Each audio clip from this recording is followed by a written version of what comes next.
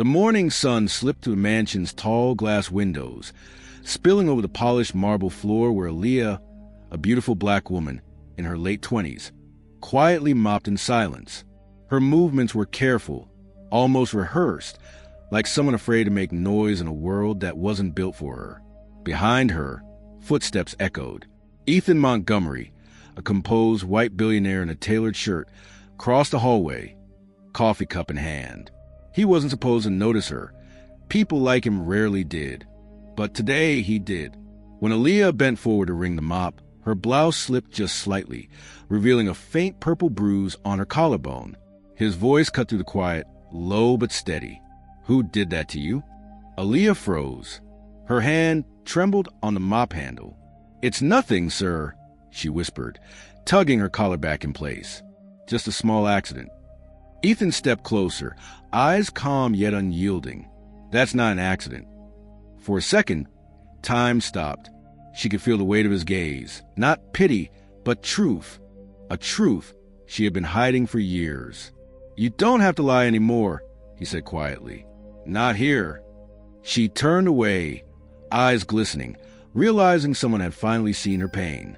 If this already made your blood boil, hit like and subscribe right now, because stories like this are still happening and the world needs to hear them. That night, Aaliyah sat alone in the small servant quarters behind the Montgomery mansion, staring at her reflection in the cracked mirror. The bruise on her collarbone had darkened, but it wasn't the only one. There were older marks, faint lines across her wrist, a reminder hands that once promised love but delivered pain. Her mind drifted back to Tyrone, the man who used to call her his queen. He had charm, at first, the kind that could melt fear into trust. But when the bottle came out, so did his rage. "Where's my money, Aaliyah? You hiding it from me again?" She'd whisper, "It's for rent, please stop." But the slap would come before the sentence finished. Then silence. Always silence afterward.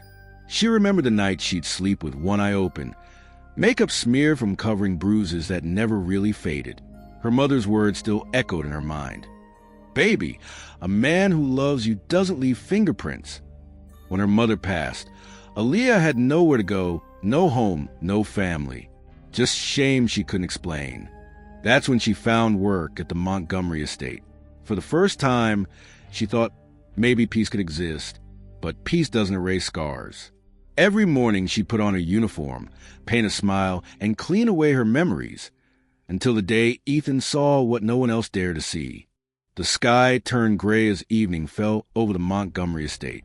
Aaliyah was hanging linens out to dry when she froze. A shadow moved near the fence line. Her heart pounded. She knew that shape, that stance. Tyrone! He stepped out of the shadows, reeking of cheap whiskey, eyes bloodshot and wild. "You've been ignoring my calls," he said. "You think you're better than me now? Working for that white man." Aaliyah took a step back, voice shaking. "You can't be here. Please, just leave." He laughed, stumbling closer. "Leave? After everything I did for you? You think he's going to save you?" His hand shot out, grabbing her arm.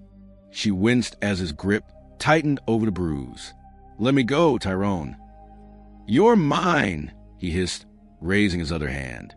But before he could strike, another voice cut through the tension. "Let her go."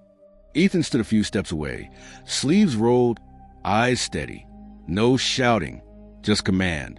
"She's on my property," he said evenly. "You got 5 seconds to walk away." Tyrone sneered. "You think your money makes you a man?" "No," Ethan replied. "Character does." Tyrone swung first, sloppy, fueled by rage.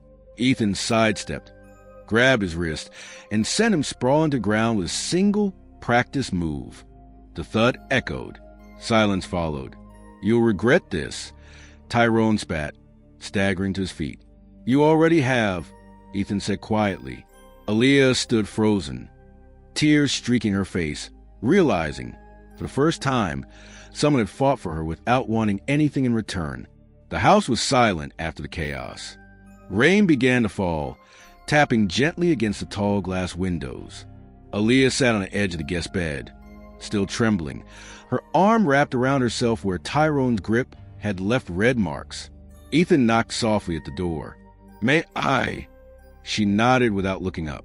He stepped inside, setting a small tray of tea beside her. "You're safe now," he said quietly. Her voice broke.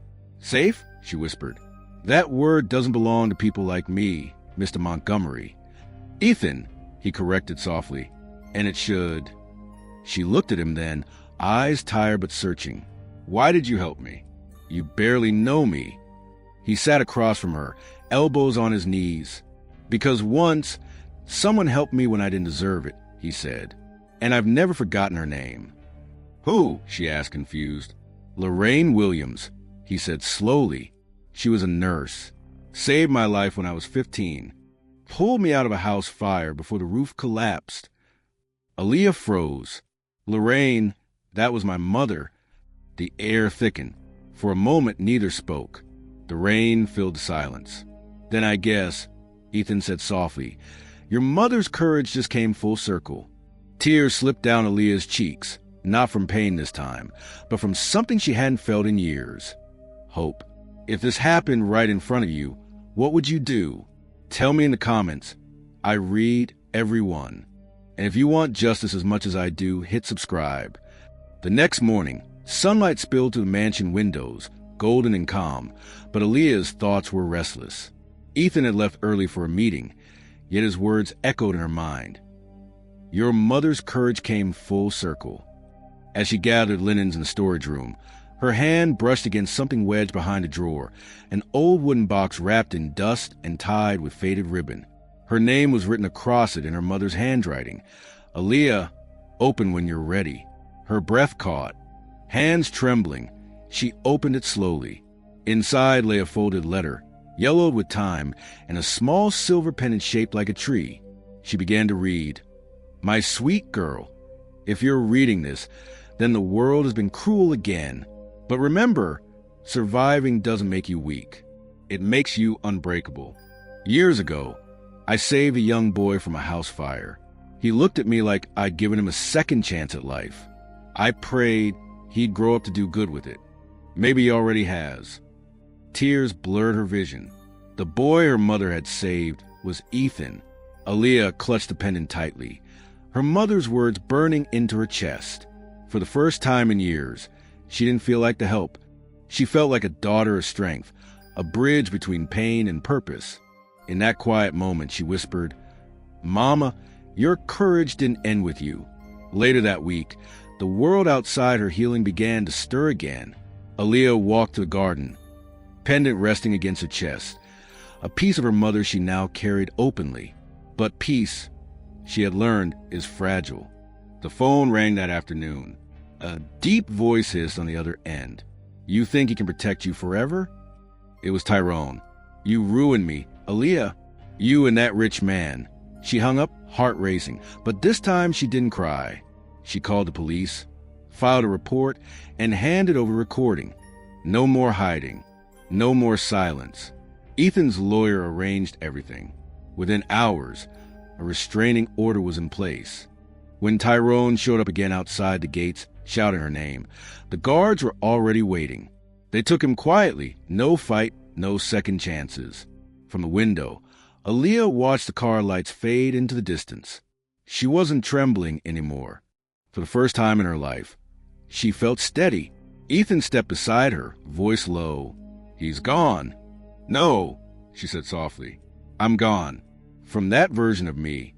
The air between them held no pity, no rescue, only respect. As thunder rolled far away, she looked at him and whispered, "You said my mother gave you a second chance. Maybe this was her way of giving me mine." He nodded slowly. "Then let's make it count." Weeks passed, and the mansion that once felt like a cage now breathed like open sky. Aaliyah stood in the sunlit atrium, no longer in uniform, but in a soft cream dress, holding a folder stamped Lorraine's House Foundation. The press wasn't there. No cameras, just quiet dignity. Ethan stood beside her, hands in his pockets, eyes proud but humble. "You sure about this?" he asked. She smiled faintly. "For the first time in my life, yes. I'm not cleaning someone else's story anymore. I'm writing mine." He nodded. Then your mother will be proud. Aaliyah glanced out toward the garden where sunlight danced on the trees. Her pendant caught the light, the same silver tree her mother left her. She already knows, she whispered. She always did. The scene faded to her voiceover montage. Women walking into a bright center with the sign, Lorraine's House, a place for women to heal. No screams, no bruises, just strength. Because silence doesn't protect us, her voice echoed. Truth does. She looked straight into the camera, no fear, no shame. And this time, I'm not hiding. If you believe this should never happen again, share this now. And to my USA, UK, and Canadian viewers, your voice is power. Use it.